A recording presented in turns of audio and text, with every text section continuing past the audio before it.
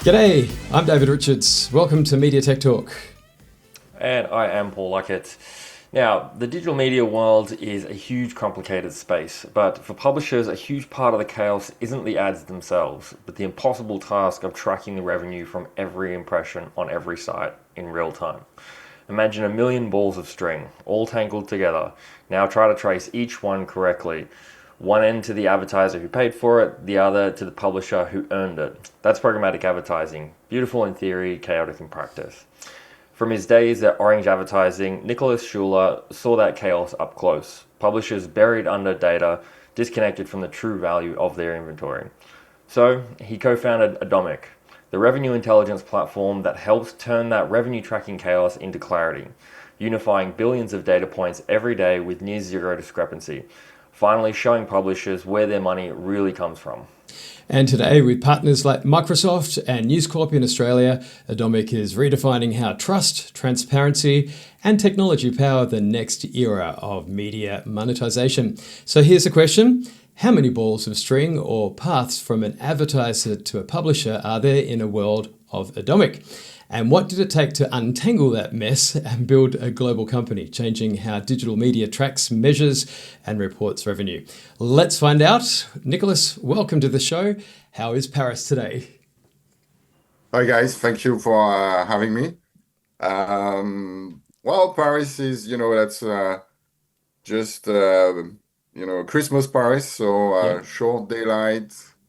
The weather is gray and cold, but especially these days, we see loads of tourists from America as we are on a Thanksgiving weekend, which Yeah. makes the city very lively. Well, I'll tell you what, we can send some of the warm weather we've had over here for the last few weeks. It's very much into summer mode right now. All right. Yeah, it's actually really lovely, to be honest. And to be fair, I love Paris, the romantic city of the world, and I can't get there enough. So you're very lucky to be there. Great. Now, for people who might not know you, tell us a little bit about your journey and what led you to start Adomik. Sure. So maybe at first, as it also helps to understand the company, I'd say that, I am an engineer. I am a computer science engineer, and it's the same for Jeff Bernard, my co-founder. And this is why I think, although we are, an ad tech player, we decided to basically run our business on a SaaS-based model rather than pure media.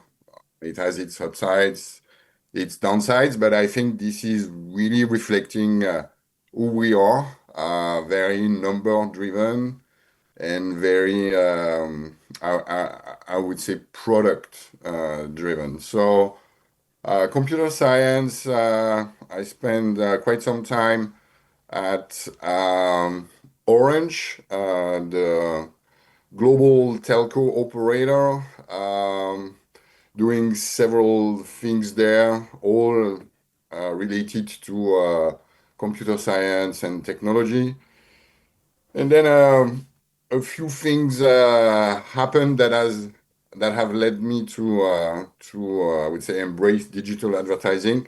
And the first one that is anecdotal but still interesting. I was in charge of the launch of the very first iPhone in 27, Wow. and basically, this experience has helped me understand that basically my job at a telco operator will no longer be the same, and that maybe I should, do something else, which led me to basically move to the digital advertising division of Orange, where we launched one of the very first European ad exchange that is still named the Orange Ad Exchange. And this is where really we understood, that there was a gap. And I think Paul put that really right. There was a gap between, the seemingly easy way to transact digital advertising, and basically the understanding and the control publishers had in terms of monitoring, understanding, how their business was programmatically transacted. And this is why we said with Jeff, you know what, let's try to do something with this problem and try to resolve it. We had a good understanding of, what publishers needs, what their challenges were, and that's how it all began. Amazing. And obviously, yourself and Luckett have known each other for quite some time as well. So I believe, That's correct. working over at on the News Corp part of the Adomik relationship. How is that for you, Luckett, coming into that world? Oh I yeah. think, Oh, sorry. sorry. Sorry. Yeah, I think like News Corp, when we started there 2017, it was obvious that people in the commercial operations team, Jason Denny, Colin Lamb, Paul Oyama, these guys in the programmatic space who are legends in the Australian media industry in that programmatic space, really recognized that challenge of revenue reporting. And there had been a lot of work building out an internal tool called Pluto, actually, that was kind of our own solution in house that was putting together all these different disparate pieces. And I think as with any in-house versus a build before buy solution, like it's great as long as you have the people and the resources and the knowledge to continue the upkeep and maintenance of that platform. And over the years, as people kind of chopped and changed out of the business, that we weren't able to keep that going anymore. And so we started talking with Adomik, and also looking at enhancing and taking that concept of programmatic revenue reporting and taking it further and seeing what we could do with it. So we started that conversation with Adomik many years ago, and was glad to see that get off the ground before I left the business last year. It's a really good point, Paul. I think one of the challenges that publishers and any company has these days with proprietary built solutions is basically the knowledge disappears with people who built those products leave the company, and the companies end up struggling to try and either retrofit the product to align with the people who are still there. But Adomik have fixed that, and in this case, by providing an off-the-shelf solution for revenue reporting. Nicolas, that's obviously one of the key strategies that you've brought to market. Yeah, exactly. I think the make or buy question is a regular one that we are facing with clients, and I would say the stronger, the bigger the clients, the more technical the client, the more the sharper the question. So our answer to that is really to come up with a solution that is both very standardized, that is very reliable, and that's why we made the choice at the very beginning to typically standardize all our API connectors, because to your point, when you have people leaving companies, some knowledge, disappears on how the data is collected. And moreover, all these platforms, they are updating, they are upgrading, they are reporting their connectors, and this requires a high level of maintenance that very few media groups can afford. And even if they can afford it, is this the right thing to do? That's the key question. Yeah. Uh, can't you devote, your resources, your skills, your energy to, more value creating tasks than taking care of maintaining, dozens and dozens of connectors when people like us, do that for a living somehow. So standardization is really one key part. But on the other side, we also want to allow our clients to be able to customize the data that we process for them in order to see the data the exact way they want to see it, sorry, from their business process standpoint, but also how it's structured Yeah. actually in their ad stack. So it's really moving from standardization and reliability to customization and actionability at the end. So, how would you, in a sales pitch, describe what Adomik does as far as a problem for a publisher and what it is that it's providing as a solution? How would you pitch it? Yeah, so the problem, has really grown, I would say, with the rising of header bidding, As you guys know, digital advertising has gone through different phases.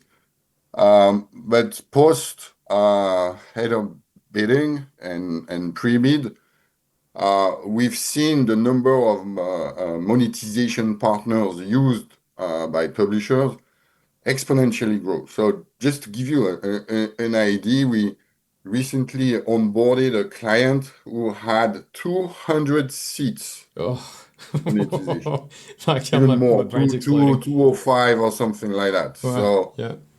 I'd so like to have a what? conversation with that person's head of ad tech. Oh gosh. Yeah. Yeah, it's a very particular case. However, They need some consulting by the sounds of it. yeah, maybe I can make Sorry, some intro continue. if you want.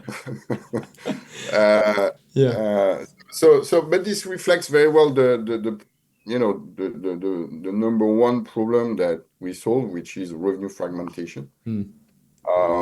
And when I meet someone in a bar and say, "Hey, what do you do for a living?" I say, "Yeah, we help publisher understand how much money they made yesterday."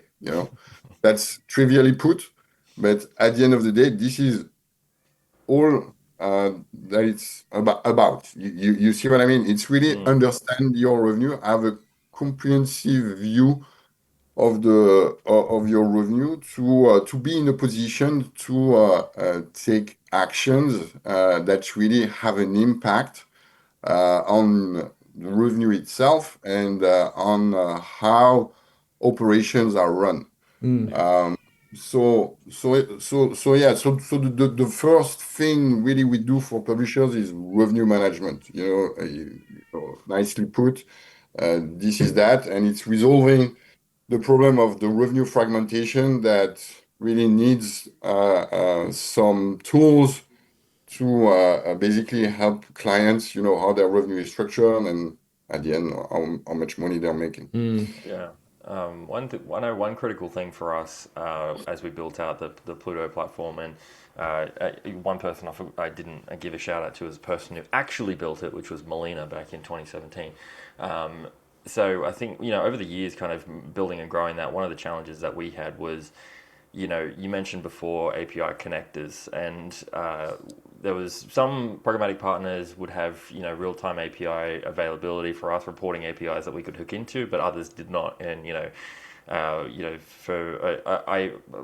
curious to find out where that is today. And, are there still some partner or programmatic, companies out there that are relying on FTP file drops and things like that? And I guess also I'm curious, we can probably get into AI a little bit later around how the kind of development of MCPs and modern protocols and frameworks that are helping this, hopefully.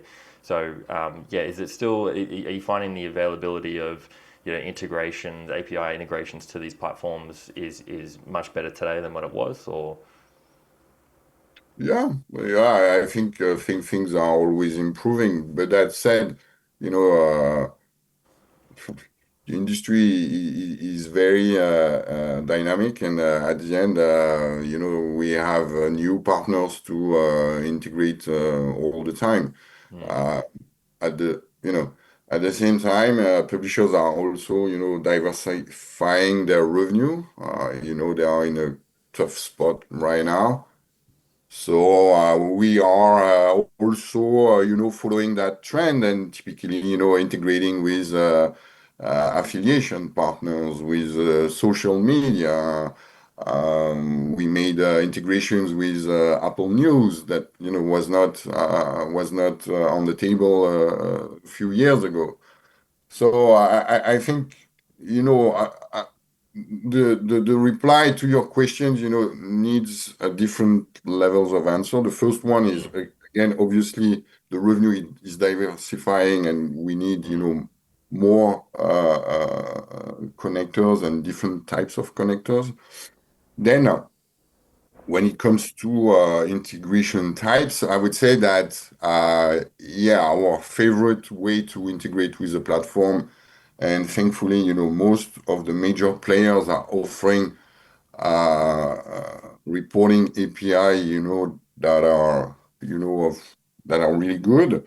API remains our preferred way to collect data because that's how we can get, the larger set of dimensions and metrics.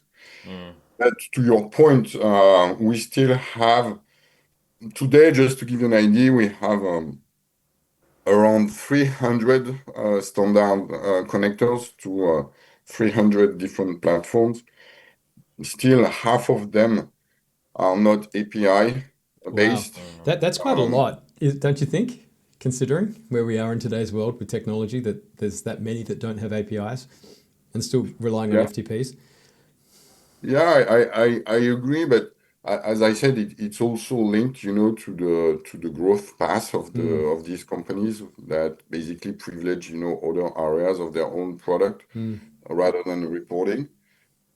If I can be a little bit, how can I say, provocative. You're French, you're allowed to Some be. some platforms Yeah. are not totally, eager to provide a full level of transparency. So it's also sometimes strategic, Yeah. right? And then we can. Most of this half, I would say, is driven by email reporting, and sometimes, to your point, Paul, FTP. Other times, they just drop, CSV files in S3 buckets. Our aim at Adomik is really to make sure that we are able to collect, via any form of data transfer to us. So, because at the end of the day, our value proposition can only be delivered if we process 100% of the revenue Yeah. of client. Yeah. Nick, And the work we've done with you guys is really relevant in that regard, because if you want to rely on us to do your financial reporting, there's no dollar that you can miss in your reporting. yeah. So that's why, we always make sure, whatever the platform, whatever the level of difficulty this platform creates for collecting data, our duty is really to process 100% of the client's revenue data. Nicolas, I want to say, whilst we're talking about the connections, as important as they are, it's the variables that come into the different types of campaigns that you're reporting on as well and collecting data, because we're talking about mapping from the advertiser to the publisher for their reporting. Now, here in Australia, we have McDonald's, but we also call it Macca's. So you might have a McDonald's campaign in the US. We might have a McDonald's campaign here in Australia as well, but they might also call it Macca's here.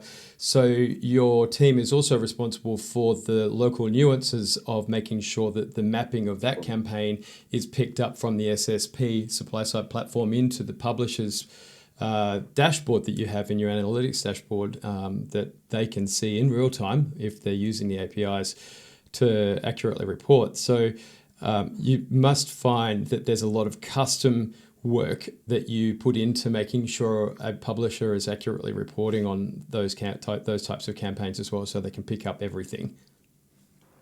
Yeah, I mean, that's a very good point you are raising. When I was talking about the actionability of the data, obviously, the data has to be meaningful. So let me just give you an example.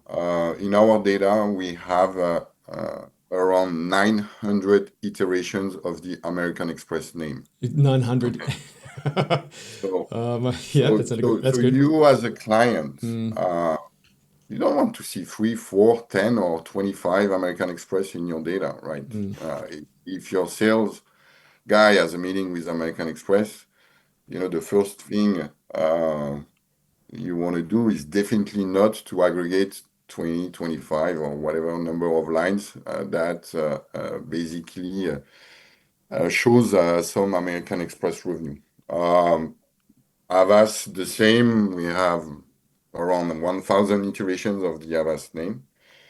And at the end, coming back to your question, we always want to provide, a high level of standardization that then the client can customize, or that we can customize for the client. So in that regard, the high level of standardization is what this is. More than 400,000 labels Wow. that are automatically mapped. That's Okay, amazing. we've been doing this since 2016, starting with machine learning, enhancing with natural language processing algorithm. And for the past 18 months, AI now heavily plays a role in that function. So 400,000 labels mapped. But I think an even more impressive figure is that we map 2,000 new labels every week. Wow. So think about new seats, think about new products, and obviously these are global figures, but Oh man. this is how really, we kind of really do the heavy lifting of mapping for our clients. Yeah. As you know, when basically the client first logs in the platform, he has only one American Express, he has only one McDonald's, taking your example. And this is, one of the strong arguments for the make or buy, because if you don't want to maintain, API connectors to Paul's point, at the same time, you don't want to have someone you hire just for mapping IDs, half of this week, and it's just it's this kind of problems that you can resolve. Okay, it's really time consuming. It's not hard. It's time consuming, um, but that's definitely not, where your priorities should sit, right? Uh, Yeah, it's you, definitely a you, scale you, problem. you want to rely, on something that is fully functional and fully leverageable. So mapping, yeah, mapping is a very, very strong part of the value proposition of Adomik, because we know that this is, if we don't do this right, basically the data is not as usable as it should be and as our clients would expect it to be. Absolutely.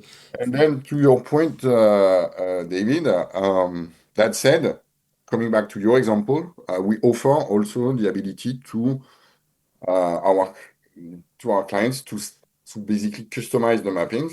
And if you have your own McDonald's name in Australia, basically you can apply that nuance to the standard mapping. Again, with with the backend aim really of making the data leverageable and immediately actionable for our clients. One of the things I like about Adomic's obviously not just about revenue reporting. It's actually seeing, and if we're using real-time API connections from the supply side platform as example into Adomic, the publisher actually has the ability to see if there's a problem in real time with that supply feed. I'll give an example here. Last year when we had the Windows 10 outage, it was very easy to see in real time which of the supply side platforms or vendors were affected by that outage. And normally that process could take days because it would be a manual almost report process for them to identify or for the platform to come back and let everybody know. They've got a number of publishers that they're Yeah. buying from. So you've really nailed a part of the industry there for that particular use case. Yeah. Uh, I mean, so far, I think we really talked, about the baseline of the product and how it's made. Now it has, to your point, several applications. I think that, having one single source of truth for revenue data in a company is hugely, hugely valuable. Mm. To your point, to your point, we have we can trigger alerts. We can trigger anomaly detection based of our data. That really helps capture anything that goes sideways with the stack and to take immediate action on it. Yeah. Would But you at would you the look as same far as time, going? Would you look as far as yeah. going pacing? Say, for instance, if a campaign's delivering too fast than what the system would recognize as a normal pacing rhythm, would you do you pick that sort of information up as well? Yeah, we do that too. Typically, campaigns under delivering, especially let's take the example of a PG. When you under deliver, this is money that you leave on the table forever. So you don't want to leave more, and you have to take action, but you have to be notified if you have 50 PG concurrently running. At the end of the day, you don't want to rely on human check for this amount of money. So we are here to notify you if anything goes wrong, but it goes beyond pacing. We are able really to track, also, the performance of line item in terms of viewability, CTR, VTR. More and more, there are agreements, either soft or hard, with between publishers and their clients on, hey, this campaign should deliver 80% viewability. It should deliver 0.3% CTR. These are the things that we can track in order, again, to give control to our clients in how they deliver the business. Mm. Would Are you happy to share a real world case study of where Adomik has stepped in and a publisher has seen measurable change after implementing and setting up to run with Adomik? Yeah, sure. So there are several. I think that what I'm used to say is that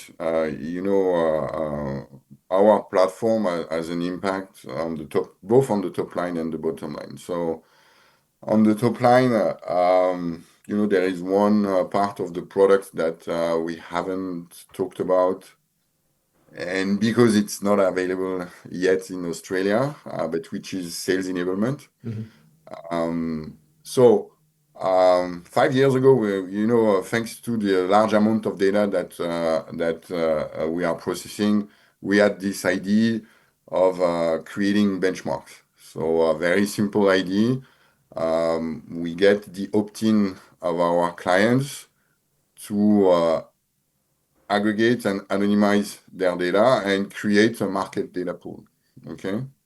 So just to give you an idea, in the US right now, the market data pool is the equivalent of $4 billion of annual advertiser spent, Oh. which is not the whole market, Mm. okay? But it's a big enough sample to create insights that can themselves create value. So coming back to your question, when we use the market data pool and we highlight, sales opportunities or pre-baked leads for sales team, this is measurable insights, measurable outcomes that we provide, to our clients. We have many clients whose sales team rely on this data to get new PMPs and to get revenue that they had revenue potential that they had not priorly identified. So that's one example, really helping sales team to get more business, to have more business meetings. And again, this is possible thanks, to very smart algorithms that again compare the market data pool I just described with the client's own data. So in terms of bottom line, what I can share is that basically, we know that the operational efficacy of clients is largely improved when they work with us. Many processes are enhanced and improved thanks to our data, financial reporting being one. But management of sales, another. All the RevOps activity are also largely improved to a point where basically we estimate having at least 30% increase in productivity from RevOps standpoint when using our data. But we have also real life example. We have clients that have used our data to identify DSP blind spots in their inventory. So basically, the idea was to break down the DSP activity across all the publishers or ad slots that they have, with the idea of understanding whether there were some places where the DSP where DSPs have an abnormal behavior. And they found out that basically Yahoo DSP and Trade Desk were underbidding on huge parts of the client's inventory.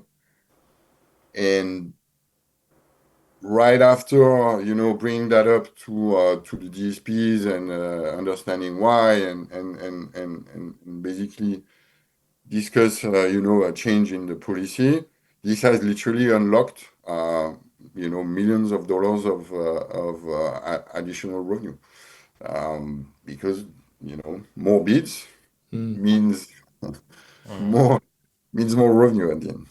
Yeah. Yeah. Are there anything that, like, when publishers start working with Adomik, is there any surprises in terms of benefits or usage that they get out of the platform that they weren't quite expecting, or would you say, yeah?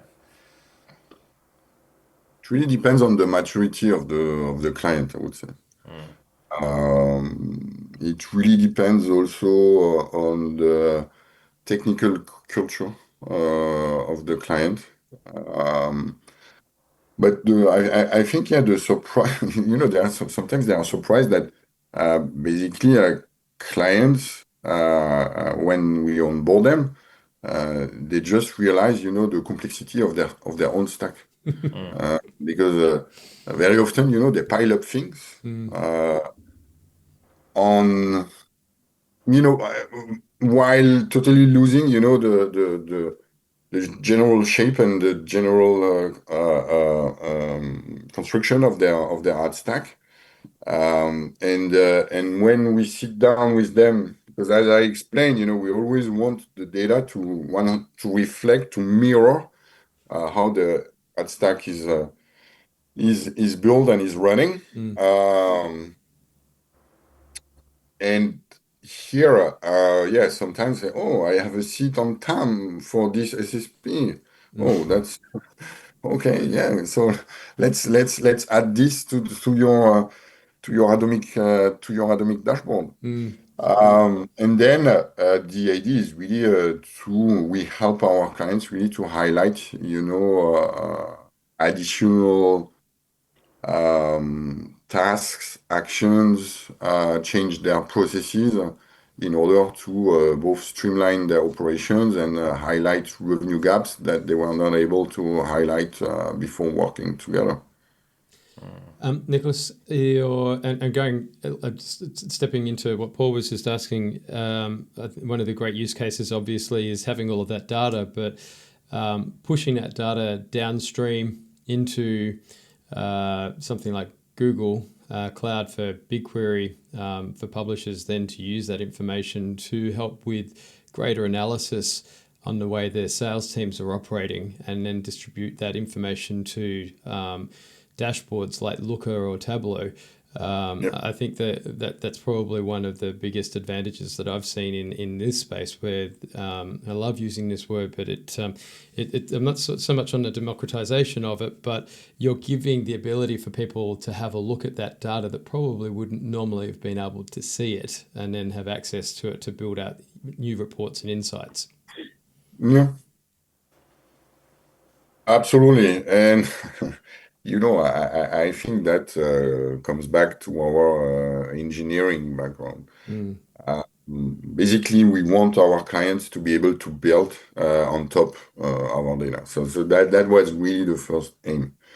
Then there was also a business reasoning being behind this. We have a really large scale of publisher clients across the world, and we know we come from this world. We know that basically each publisher is different than the other. And very theoretically, what we say is that look, we have created products that cover, I would say, 80% of the data requirements of every client. Okay, sometimes more, but rarely less than that. Mm. So how do we fill the 20% gap? Because at the end of the day, a classified publisher has definitely, not the same requirements, not the same needs, or nuanced ones compared to a news publisher. An entertainment publisher has definitely not the same needs than a CTV publisher, right? So the way we see things is that we create, a very strong baseline for the data. We create a very strong baseline for the app, but we know that there are use cases that we will not be able to cover and that we are not going to address Mm. because they are too specific. At the end, we are a product company, right? So here the idea is to say to clients, say, yes, maybe this is something the platform doesn't do, but this is so specific to you that at the end you should build yourself. And we do the heavy lifting of, collecting the data, harmonizing the data, mapping the data, customizing the data, making sure that you have no discrepancy in the data, making sure that the data is always available when you want it. So for that, we've leveraged a Snowflake functionality that is called data sharing. And basically, the raw data, the exact same data that is used in the dashboards, is available in a raw form, just like if it was the client's database. And this works really well. We have many use cases there. As you know, financial reporting is one of them, but we have clients who have built, a hybrid dashboarding on top. When I'm talking about Looker, Mm. clients who wants to bind in one view audience data with content data and advertising data. The first two areas, they are definitely not our bread and butter. So basically, they are using data sharing to make that work all together in one single dashboard that is brought up to their C level. Mm.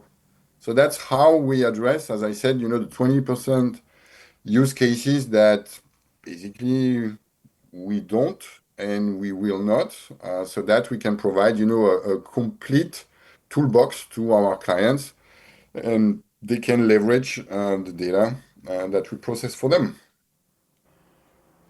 It's amazing. I want to go back to you as a business leader in this space. You've got a really big part of the market in what you're doing. How do you balance being a founder focused on a product and being a public advocate for change? How do you manage that? And I'm imagining that you've got a passion in there as well. Yeah, as I said, with Jeff, my co-founder, we come from the publisher world. We are a publisher at heart. The way we manage that is that our position is also, sometimes a mediation between the SSPs and the publishers. So,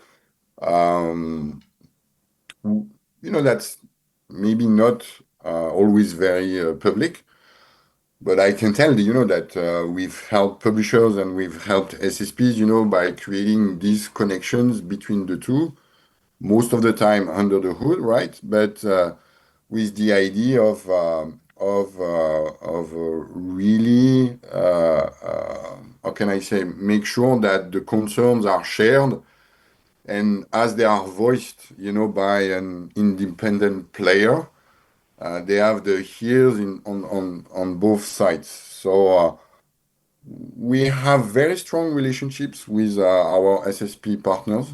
Even Google, for example, we have a bi-weekly catch-up with the GAM product team, for example. But same thing for the index and others. And this is really informal.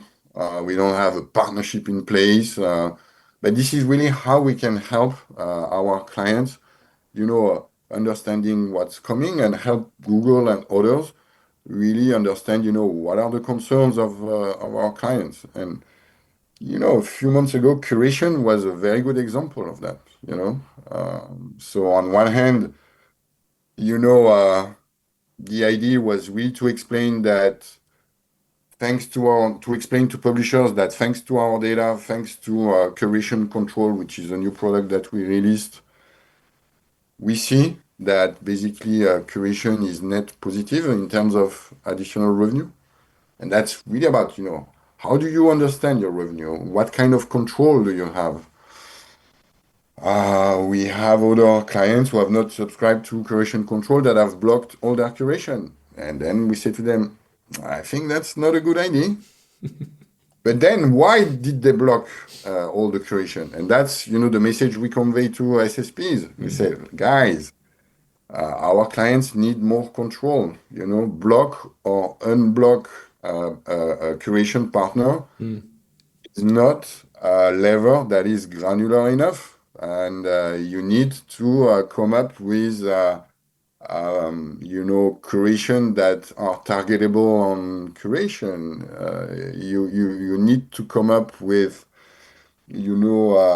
exclusions that are, more granular than, the binary block or unblock. You should be able to, build strategies at the creator type level, things like that. So yeah, we are really sitting, and as I said, I think acting as a mediator between the publishers and the SSPs.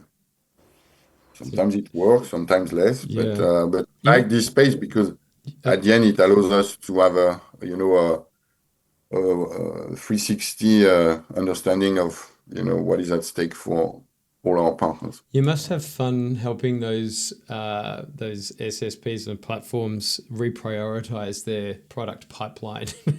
Sometimes, yeah. Sometimes, That's a yeah. good sales skill. I won't quote names, but yeah, I remember I had a conversation with a product guy in New York 2 years ago, and the the breakfast was all about curation. So Well, because they didn't have a product by then, yeah. they had a product. So And I guess getting into the big hairy topic, David, I feel like we need a stinger or something, some sort of wipe for AI. Yeah. Perhaps talk about it. Go for it. Let's It's bring one it on. thing I think we've talked to every single guest about. What is the role? I mean, you mentioned earlier that machine learning's been a part of the product for a long time. What kind of role does AI and machine learning play in your kind of product roadmap or in your existing product today? well, that's a very good question. Obviously, we are looking at AI very, very closely. But I think that AI is a very, very interesting topic for publishers. If I just side your question on the publishers first, and then I'll explain more what we do. Um, Currently, AI is structurally harming the publisher's business. We see globally drop in traffic that I don't have data to support the following argument, but that everyone believes is mostly due to change of behavior of consumers with internet as a whole. So on one hand, AI is heavily harming publishers' business. On the other, AI cannot sustainably live and produce, I would say, and create value for the end user without the publisher content. So there is this dichotomy that has not been resolved. And this is definitely something we are interested in, which is what is the right model that basically benefits both sides and at the end, creates a healthy business relationship between content producers and content, I mean, publishers and consumers, DLLM. To be honest, well, there are some initiatives. You've obviously heard of the Cloudflare initiative. Microsoft is also building a platform like that. But to be honest, this is very, very nascent. I would say, if I make a parallel with RTB, this is even, pre-write media. If I make the comparison on the rising of RTB. So here there is something that has to be invented. I'm not sure either Cloudflare or Microsoft have the full response there. But there is certainly something to be created, and yeah, we are paying a lot of attention there because at the end, it's the health and the business success of our clients that is at stake. Nicolas, I think just I was going to ask Nicolas, you're obviously seeing all of this revenue come through your platform. Speaking of Yeah. AI and obviously we all know what's going on there with the publishers, SEO, etc. Are you seeing on your side a downturn in revenue coming through the pipes in general? Yeah, You are. definitely. Yeah.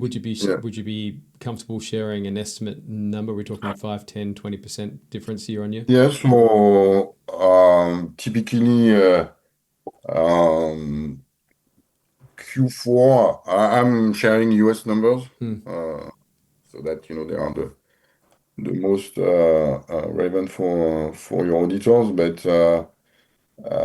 around minus 12% Yeah. in terms of impressions since the beginning of Q4, year-on-year comparison, okay, Yeah. and minus 10 in CPMs. But Yeah. these are two different problems, okay? Traffic on one hand, and then advertiser spend, willingness to buy on the other. That has a different root cause than AI. But the combination is very, very harmful for publishers and for historical media in particular. So coming back to Paul's question, there is definitely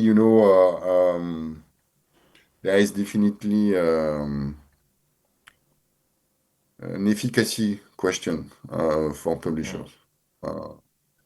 And as AI, is kind of eating some of their pie, our bet and our plan is definitely to inject AI in everywhere in all the publisher processes in order for them to gain and to regain the revenue loss that AI generates on the other end. So it's a kind of schizophrenic situation where you use the technology, to combat the technology that basically harms your revenue. But we believe that's the right approach. And yeah, we are going to make a few announcements in early Q1. And I'm very sorry, you will have to invite me again for me to be more vocal about them. No, you're Yeah, definitely invited. well, we have to have to do Yeah. that. Just wanted to quickly mention as well so the two vendors that we mentioned just now, Cloudflare and Microsoft. For the listeners and viewers, what that's referencing is Cloudflare building a content access control solution, introducing pay-per-crawl commercialization for publishers. There's a couple of other vendors in the space that are building similar things, and then Microsoft creating their kind of content marketplace where publishers can sell access to their audience, to their content to LLMs. So there are solutions like this out there. I think it's interesting. I think on that, I don't want to go too in the weeds on this one because it's a bit of a tangent. But Microsoft getting involved in that, I think, is a pretty cool signal. Same with Cloudflare, the big vendors, Cloudflare in particular. But there is a bit of a kind of a challenge there around publishers who are doing these types of content access control solutions and strategies because if one publisher does them, then that publisher kind of does get penalized by not being included in the LLMs and getting referenced and stuff like that. If every publisher does it, then great. There could be some form of fair compensation there. But if it's just one or two, then they probably seem to be kind of more harmed than get the benefit out of it. But as you say, it's a very complicated and challenging situation, and I guess we just have to continue working through it and see where we end up in a couple of years' time. Absolutely. Yeah. Absolutely. Nicholas, 10 years from now, crystal ball time, what legacy do you hope Adomik leaves on the global media industry? Well, it's a tough question because 10 years is an eternity in our industry. Uh, so I'm Yeah. sorry. I had a so in terms of legacy, I think really the legacy I would like to leave is really about remaining the publisher's advocate. And as I said, I think we have a strong reputation into that. I think we have a strong team that knows inside out, the challenges and the stakes of publishers. We have the chance again to be exposed to almost 200, particular cases of publishers, new problems each and every day. And at the end, that's really the point because the publisher is really in the wrong place of the supply chain, being at the far end of the supply chain. But at the end of the day, we all want publishers to thrive because you don't want to rely only on Reddit and TikTok and Instagram, to basically get your news, get your insights, get your knowledge, right? You need those professional content producer to help you, grow as a human being, being better. And that's why it's so important that we all work together to keep this business vertical alive and thriving. Could not In the agree with end, you it's more. also a matter of the health of the democracy, right? Yep. So, Yeah. just bear with me for a quick second. Something's come up on my computer. I don't know what's happened. Oh dear. So yeah, look, if there's one thing that you would give yourself as far as advice back to your old 18-year-old self, what would that be in hindsight, looking back? I would say, what I've found is really the benefit of listening and adapting. And our industry is a clear example of that. You know, things are changing all the time. A buzzword, precedes another. And at the end of the day, being able to listen to several point of views, to adapt and make decision, this is definitely, key points for success. Yeah, that's good wisdom, good advice. We hear that a lot, don't we, Paul? Yeah, absolutely. Yeah, I would say that, definitely.